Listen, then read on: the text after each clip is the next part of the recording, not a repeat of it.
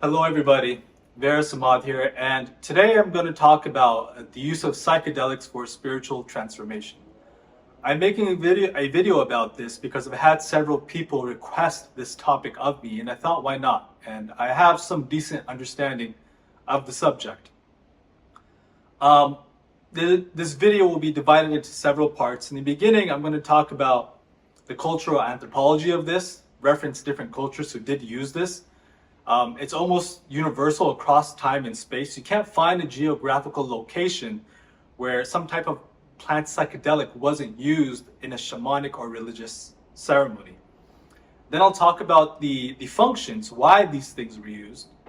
Then I'll talk about how they actually work, why they cause these religious experiences. And finally, I'll talk about the negative consequences of using them, how they deplete your mind, body, and soul. They drain an incredible amount of resources out of the body. And I will give advice on how to recover some of that energy and nutrition. It's mainly energy. How do you recover some of that energy? You can never recover all of it. You'll always be a little bit weaker each time you use a psychedelic drug, but you can recover to a small extent. And that's what I will conclude the video with. So let's get started. Across time and space, you find almost every single culture had the use of some type of shamanic plant psychoactive drug, which they utilized in their religious ceremonies. Whether they were nomadic, whether they were hunter-gatherers, or settled and civilized, you find it everywhere. Now, in the modern world, because we live in a time period called the Kali Yuga, which is the most decadent age of a 24,000-year cycle, we don't have these things in the modern world anymore. The cultural support is not there anymore. The religious structures are not there anymore, which allowed for such profound experiences with these plant psychedelics. We live in a secular era. Some examples from around the world, though. You have peyote in Mexico and Native America, which was a sacred cactus used in religious ceremonies which connected individuals to God. In South America, you also have ayahuasca, which is very popular today. Some of the lesser known psychoactive drugs used amongst the lesser known cultures are actually Soma. In the ancient Hindu tradition, amongst the Indo-Aryans, they had something called Soma. And there's debate amongst scholars about what it was, but I'm of the belief that it was cannabis. Soma was cannabis, which was infused into milk and nut or almond milk, as well as a variety of other herbs and ghee. The reason why they put it in milk and ghee and then drink it is because THC is fat soluble. When you put it inside of a fatty drink like milk and ghee, you absorb a lot of it, a lot more than just smoking. Now, in the Rig Veda, it says about Soma, we have drunk the Soma. We have become immortal. We have gone to the light. We have found the gods. What can hostility do to us now? And what the malice of a mortal, O immortal one? So, they're alluding to the idea that they have found immortality, and it's not literal. It's allegorical. They found spiritual immortality because the purpose of the Soma was to kill the ego and have one taste life beyond just the mortal personality. For a time in this high state, when enough was consumed and it provided there was enough bioenergetic reserves to have the experience, the veil of metaphysical reality would be lifted for a time, and they would experience firsthand the immortality of the soul. And so when they'd come back into reality, into earth reality, they would interact with the world from a different state of consciousness. Closely related to the Soma of the ancient Indo-Aryans, there's the Homa of the ancient Aryans, who resided in what is today modern-day Afghanistan and Iran. And the Homa is referred to extensively in the ancient Zoroastrian text, which is the ancient religion of the Afghans and Iranians. And they talk about, again, how it offers courage, fearlessness, and immortality. And it was this Homa was a ritual drink reserved primarily for the aristocratic warrior caste, and they'd go through these initiatic ceremonies, conquer the fear of death, and so that on the battleground, thus having conquered death, they could battle and fight through a different state of consciousness. They knew they were immortal. And again, this Homa of the Aryans, I believe, was also cannabis infused in milk and ghee. And the reason why I believe this is because, one, the most dominant psychoactive plant in these regions, Afghanistan, Iran, and North India, is cannabis. And I myself, through my travels through Afghanistan, came across the ancient Homa. They're still drinking it. They still have it there. But they don't call it Homa anymore. They call it Bangawa. It's a little different, but nonetheless, the same recipe and the same idea. Another interesting cultural reference along these lines is actually the Jews and the Old Testament. In the Old Testament, all the prophets of old and all the princes of Israel would go through these ritual ceremonies and initiations, which included infusing a plant called kanah balsam into oil, whether it be olive oil or various oils, and also like myrrh and cinnamon. Kanah balsam is cannabis, and there's a great 3.5, 4-hour documentary on this subject. The fact that the ancient Israel prophets and princes used cannabis for their religious ceremonies. Oftentimes the prophets would go into the Holy of Holies, which was a tent, and they'd put this kanah balsam, like many pounds of this stuff, as incense onto an altar and burn it. And they would inhale the smoke in this tent. And through that smoke, they would speak directly to the Lord. What they were essentially doing was they were hotboxing inside of a tent. That's what they were doing, these ancient prophets. So you find them everywhere. You find these psychedelic drugs, or plants. I don't like to call them drugs. And how did they work, and what was their function and purpose? The way they work, and I'll use cannabis and psilocybin mushrooms as examples. You start with mushrooms. The mushrooms exist on a wide spectrum. On the one hand, you have the very poisonous kind, which if you consume will kill you, such as death cap. And on the other side of the spectrum, you have the ones that are food grade. You'll find them at grocery stores, and you can, cook them and eat them. The psychedelic mushrooms exist in the middle of the spectrum. They're not exactly poison like the death cap, where they'll kill you immediately, but they do have poisonous properties. And so when you consume this stuff, the body thinks that it's going to die, and it gets ready for and prepares for the death state, and releases lots of cortisol and adrenaline initially to try to fight off the poison, and then that later cascades into serotonin and DMT. And upon death, it is known that when people die, they release high quantities of DMT, which shuttles the soul into the soul realm, into the astral realm. And so when you consume these mushrooms, these psychedelic mushrooms, what you're doing is you're tricking the body into thinking that it's going to die. It gets prepared to first fight it. And so that's why you feel very energetic and strong, and you're on cortisol and adrenaline, and then it decides that it's not going to be able to fight it and gets ready for death. And that's why you have the psychedelic experience. And you go through an ego death. The purpose of consuming these things, again, was to help a boy who, once he reached puberty, to transform him, to make him go beyond his mere personality consciousness, as, for example, me, Varus, to make him go beyond Varus and not believe that he's only this being born to these parents, born and raised in this area, has such and such degrees and such attributes and such qualities. The purpose of this stuff was to make him go beyond that and have a first-hand experience of his immortality, that he is beyond mind and body. Cannabis, the way cannabis works, what cannabis does is that it is a plant which vibrates at a very high frequency. And when it is smoked or consumed, it forces the body to also meet that resonance, that frequency. The biochemistry of all this is that if you have a lot of ojas or jing built up, which is basically like a bioaccumulation and bioamalgamation of sexual energy. When this stuff is amalgamated and accumulated and you have strong reserves and you smoke this stuff, it forces the kundalini energy, which is coiled at the base of the spine, to shoot up the spine and into the crown, thus giving you the high experience.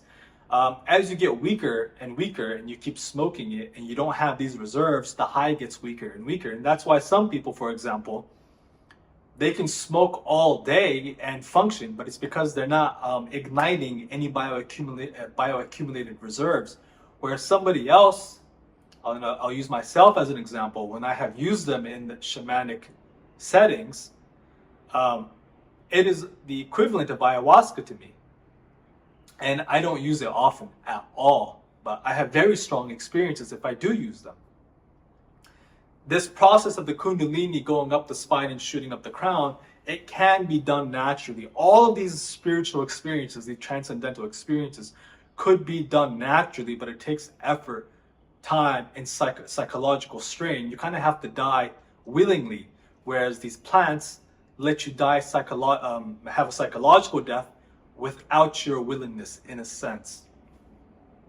So this is how they work, but I want to talk about just how devastating they are for the body's health.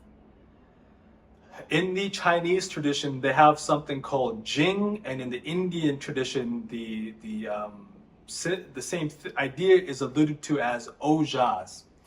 And this stuff is basically the primordial strength of the body. It is prenatal, so you're born with it, but you can also refine it and build it to an extent throughout life by eating right and doing certain practices, yogas, and meditations. And in modern English, it is basically the candle that you're born with. And throughout life, stress and just the daily activities of life, of digesting food even, slowly burn this candle, because life costs energy.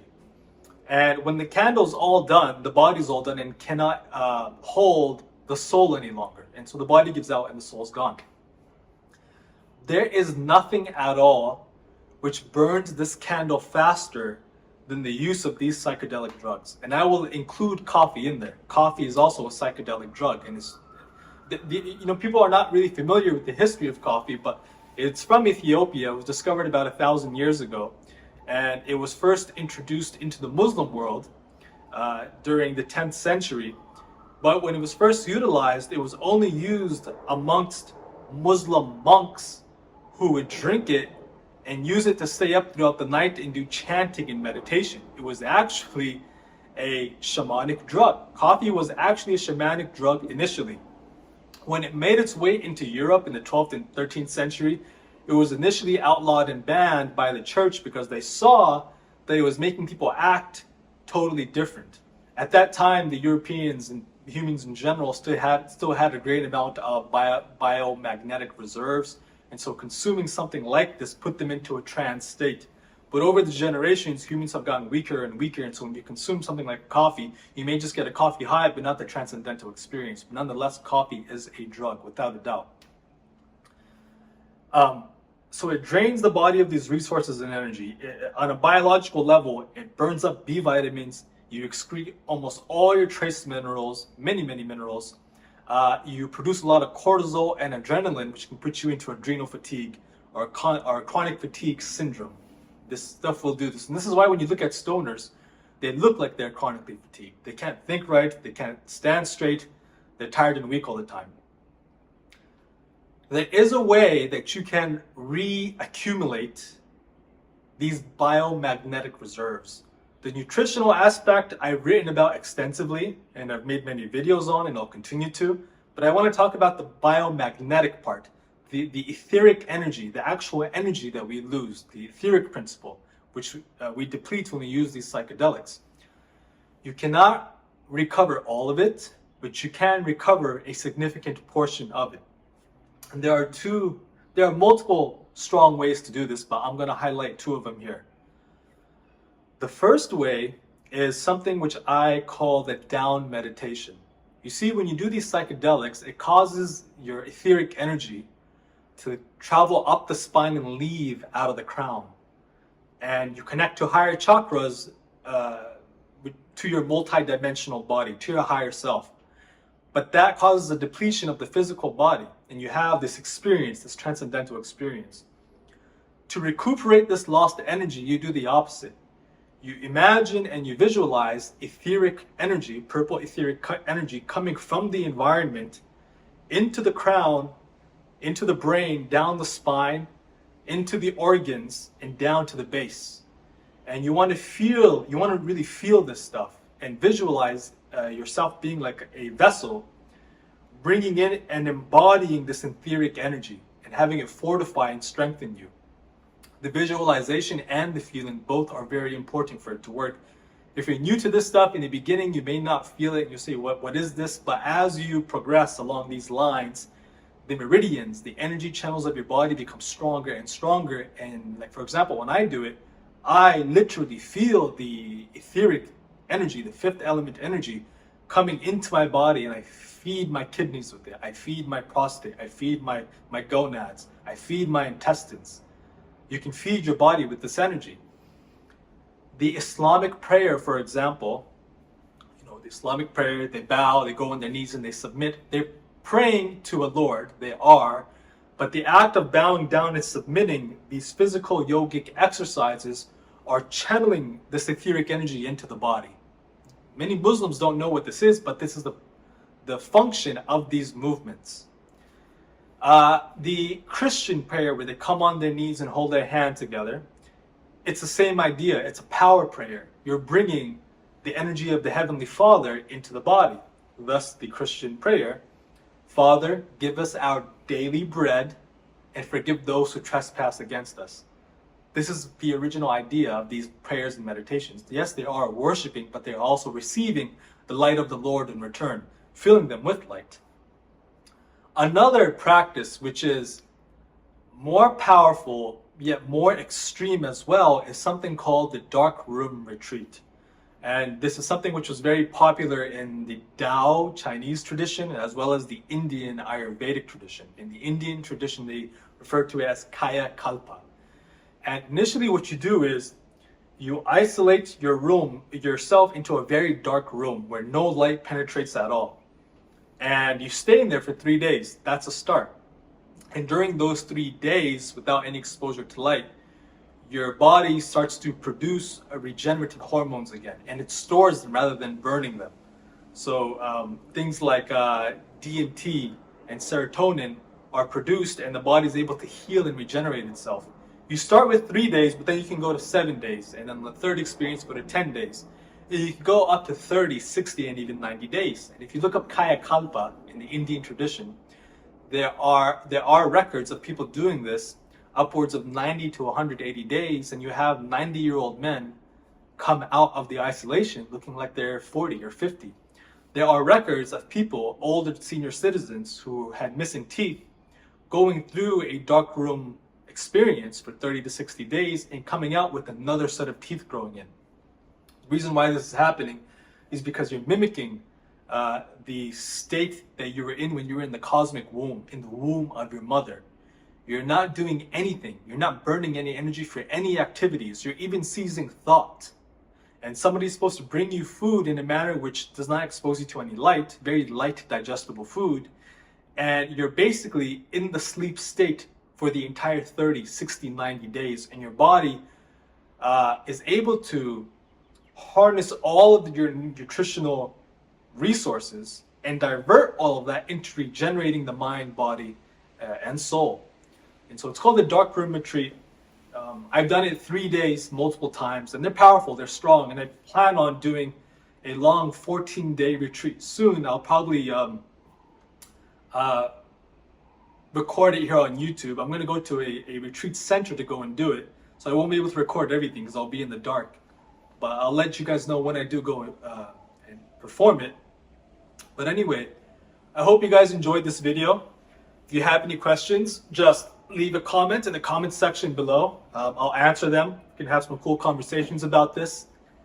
But yeah, thank you all and have a wonderful day.